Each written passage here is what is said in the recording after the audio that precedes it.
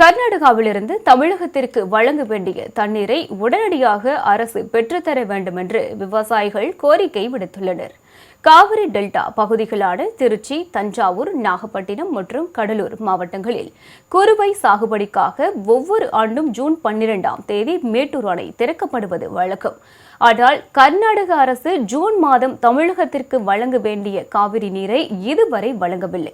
மேட்டூர் அணையின் நீர்மட்டம் தற்போது 50% குறைவாக உள்ளதால் இந்த ஆண்டு குறுவை சாகுபடி செய்ய முடியுமா இல்லையா என்பதை தமிழக அரசு முன்கூட்டியே தெளிவுபடுத்த வேண்டும் என்று விவசாயிகள் வலியுறுத்தியுள்ளனர்.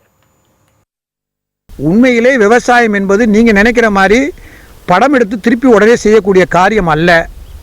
இது சினிமா ஷூட்டிங் அல்ல.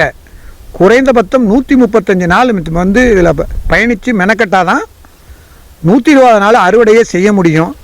இந்த சூழ்நிலையில் நீங்கள் உடனடியாக மேட்டூர் அணை திறக்கப்படுமா திறக்கப்படாதா, குறுவை சாகுபடி உண்டா இல்லையா அப்படிங்கிற ஒரு அறிவிப்பை சொன்னீங்கன்னா நாங்கள் அடுத்த கட்டத்துக்கு போகிறதுக்கு தயாராக இருக்கோம்.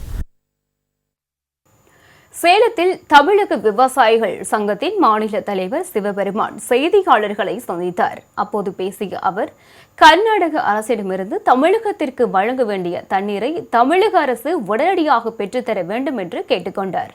சட்டமன்ற கூட்டத்தொடரில் விவசாயிகளின் பயிர்க்கடனை முழுமையாக தள்ளுபடி செய்ய வேண்டும் என்றும் அவர் கோரிக்கை விடுத்தார். வருகின்ற ஜூன் மாதம் 18ஆம் தேதி சட்டசபை கூடுகிறது என்று அறிவிப்பு வந்திருக்கிறது.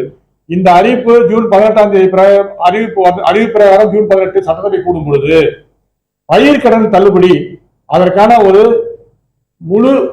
முழு தள்ளுபடியை அறிவிக்க வேண்டும் என்று தமிழக விவசாய சங்கம் சார்பாக கேட்டுக்கொள்கிறோம்.